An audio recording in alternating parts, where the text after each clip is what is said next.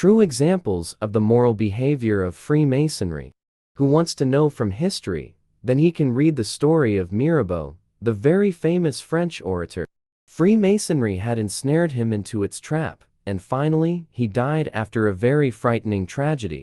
He should also read the story of the Glass Club in London, to see how Freemasonry has exploited sex, bribery, and depravity, in order to gain control of people of influence and status in society, so that these people can be made slaves at the whim of the secret powers. 4. Above the power. Indictment of Freemasonry. One who follows the history of Freemasonry will be able to notice that its delicate cover, which is filled with embroidered letters calling for people to honor their homeland and politics. History has lied about this, but the days have removed Freemasonry's softly padded cover, revealing a face full of the will to power, whose every cell thirsts for power, for sovereignty. It will never be satisfied unless it sees that governments and states have fallen into the hands of the secret government. The Universal Assembly Government. It would not be an exaggeration to say that from 2 centuries ago until today, Freemasonry has been the power above all powers in many countries of the world. It achieved this status by stripping citizens of their homeland and making them part of a secret state. This is evident in the oath taken by a Freemason. He vows to sever all ties that connect him to his homeland, to his nation, to the leaders of his nation, and to the rulers of his nation. Freemason texts deny the call. We will now take as evidence 2 texts written by Freemason hands, each of which explains what we have already revealed. That in the book of the Syrian-Lebanon National Assembly, written by the 2 great authors Hussein Las and Ahmad Mukhtar Naya, we can read the following sentences. Freemasons do not interfere in religious affairs, nor in politics, but in fact, they have overturned the world system in the French, American, and Russian revolutions. In the book Pearls of Freemasonry History by the great writer Carrie Ritta, we can read the following sentence.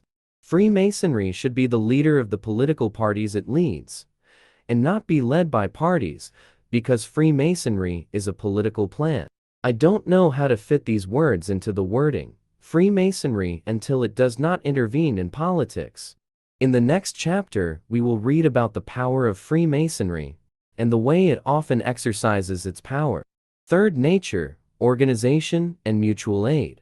Organization and helping each other is a prominent trait in Freemasonry, which is the organization and helping of fellow temple children. Organization. This organization is most evident in the degrees, both in official and unofficial meetings. In assemblies, each member in the assembly has his own degree and has a place which under no circumstances can be violated, as long as he has not proved his deep loyalty to the principles of Freemasonry and shown positive activity which proves that he has earned the right to reach a higher degree. Every member knows about Freemasonry according to his degree and position. He who is still in the first degree cannot know the whole principles and secrets of Freemasonry, except to a certain extent. Even the secret codes, which each degree possesses, remain secret and hidden from those in the lower degrees. The 3 levels of Freemasonry in the world, the assemblies in all parts of the world are in contact with each other, and all of them are subject to the instructions of one assembly. The reason for this is that Freemasonry consists of 3 layers. 1. Symbolic Freemasonry, which consists of members who first enter, and this layer ends at the 33rd degree.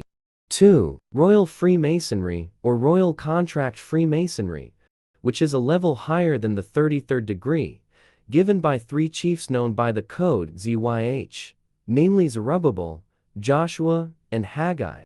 The first among them is called the Meek One. 3. Universal Freemasonry.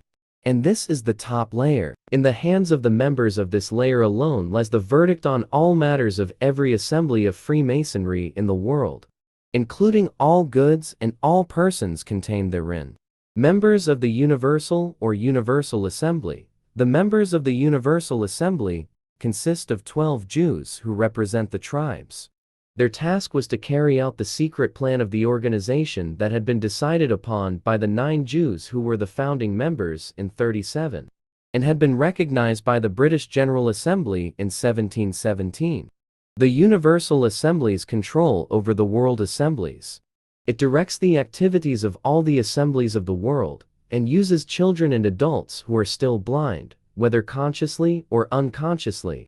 So it extinguished in his breast the flame of sacrifice that faith in Allah and the last day demanded. Then he was freed from among his people, and he built with his hands a temple in which to raise the flag of his country. Mutual aid. Mutual aid among Freemasons is so close, so strong, and so positive, that it is perhaps the most important means of attraction in the hands of Freemasonry, by which it catches stray bricks for the purpose of strengthening the temple. When an applicant first enters the temple, he hears in his ears, just after his blindfold is removed, the words of the head. These swords are drawn to your chest and to your face, for the purpose of defending yourself, if necessary. Reciting oaths for cooperation. The oaths that a Freemason swears, each time he advances to a higher level in the ranks of the whole assembly.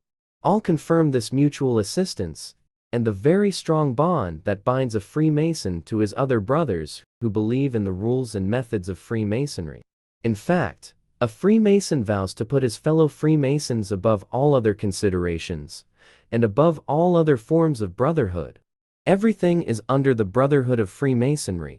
Everything in the view of a Freemason is, in its interest, under the brotherhood of Freemasonry. All that exists includes religion, homeland, mother, father, husband, wife, children, and all values. All of these are subordinated in importance to the fraternal interests of Freemasonry, for a Freemason to take a heavy oath, as we have seen earlier. Therefore, a Freemason sacrifices all values, however high they may be, in order to help his fellow Freemasons. A judge will betray his conscience and the honor of his office. A policeman will sacrifice the honor of his office. So would a doctor, a soldier, clerk. All of them will destroy all values, decency, and duty, in order to help their fellow Freemasonry members. The record books of Freemasonry contain many descriptions in which they feel very proud of this help. Now, let us present a new picture that is very little known. This picture can be used as a comparison. An event that really happened. The president of the African Republic of Dahomey, Mr. Kriko, realized that his wife, a Freemason, and Borno, a jurist who was also a member of Freemasonry, had conspired to kill him and to overthrow the ruling government. This was done to carry out the orders of Freemasonry. In this, the two men were assisted by the Minister of the Interior. The president arrested all these people and dissolved all Freemasonry in the country. His wife and the minister were sentenced to death. Meanwhile, Borno pretended to be sick. He then called a doctor to examine him. This doctor was also a member of Freemasonry. He announced that Borno's illness was very dangerous, and that surgery should be performed as soon as possible. This was witnessed by a representative of the International Red Cross.